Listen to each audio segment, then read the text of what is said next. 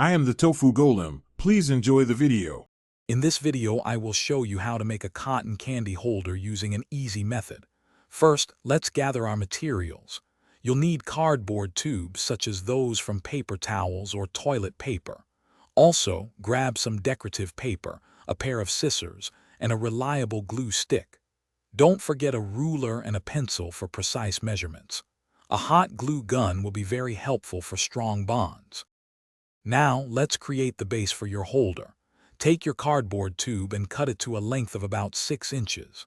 Next, place one end of the tube onto a piece of sturdy cardboard and trace around it with your pencil. Carefully cut out this trace circle. This will be the bottom of your holder. Use your hot glue gun to firmly attach this cardboard circle to one end of the cut tube, ensuring a stable base. With the base ready, it's time to assemble the main part. Measure and cut your decorative paper so it perfectly wraps around the cardboard tube, leaving a small overlap. Apply a generous, even layer of glue to the back of your decorative paper. Carefully wrap the paper around the tube, smoothing out any bubbles as you go. Overlap the edges slightly and press firmly to create a clean, secure seam. Finally, let's add some personal touches and prepare for enjoyment. This is where you can get creative.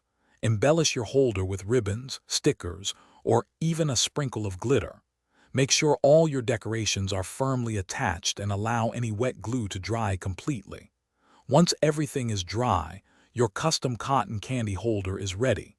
Simply insert your fluffy cotton candy and serve up some sweet fun.